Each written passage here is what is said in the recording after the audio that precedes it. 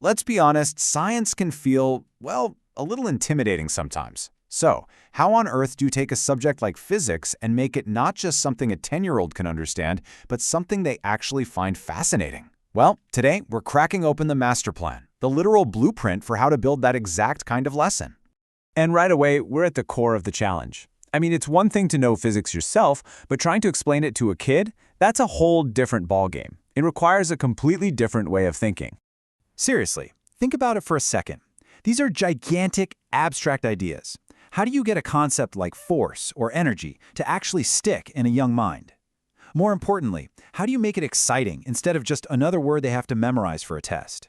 And that's exactly what this is. This isn't just theory. It's a practical guide, one that was actually developed for elementary school teachers in the Philippines. It's designed to do one thing: turn those big, scary concepts into moments of genuine, hands-on wonder. Okay, so every great structure needs a solid foundation, right? Before we get into the how of teaching, let's break down the what. These are the core concepts, the simple, strong building blocks of physics for this age. First up, force. And it's honestly that simple. It's just a push or a pull. The really crucial thing for a 10-year-old to get is that every single force has both the direction it's going in and a certain amount of strength. That's it. That's the bedrock. And motion, well, that's just what happens because of a force. It's the proof. It's the change you can actually see and measure when that push or pull gets applied to something. It's force in action. And then there's energy. The best way to think about it is just as the power to make something happen. The key idea here, especially for kids, is that energy isn't stuck in one place. It moves. It gets passed from one thing to another. You know, like when two marbles smash into each other? All right, so we've got our building blocks. Now, how do we actually put them together to build something amazing? This is the architect's plan. This is the teacher's playbook for turning these ideas into a lesson that kids will never forget. And this right here is the secret sauce. Notice how it pretty much flips traditional teaching upside down. You don't start with a boring definition, you start with a cool question. You use drawings and demos, not just a wall of text, and you're constantly checking in, guiding them, not just lecturing at them.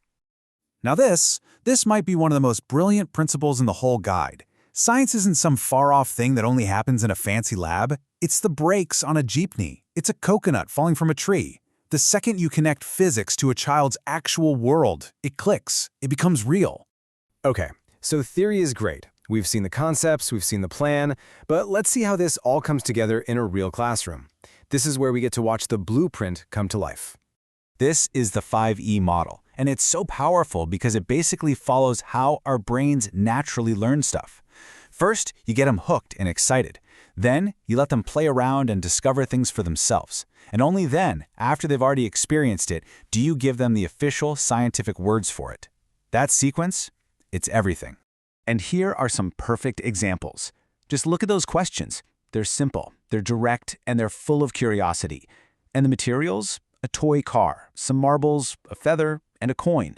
This isn't high-tech, expensive stuff. It's accessible, it's fun, it's hands-on science. And this really drives home such a critical point. You absolutely do not need a multi-million-dollar laboratory to teach profound scientific truths. All you need is a bit of creativity and a focus on letting kids explore the world with the simple things that are already all around them. But wait, how do you know if they're actually getting it? The guide uses this fantastic sports analogy. The quick checks are like a coach giving you pointers during practice. The final tasks, that's the big game, where you show everyone what you can do. And you absolutely need both to get good at anything. And when it comes time for that big game, get this, look at what actually matters. A whopping 40% of the grade is for using evidence to back up your claims, and another 30% is for how well you designed your experiment in the first place. That's a total game changer. The goal is no longer did you memorize the right answer, it's can you think like a scientist. That is a totally different and way more valuable kind of learning. So, when you put all of these pieces together, the simple concepts, the brilliant playbook, the hands-on lessons, what have you actually built?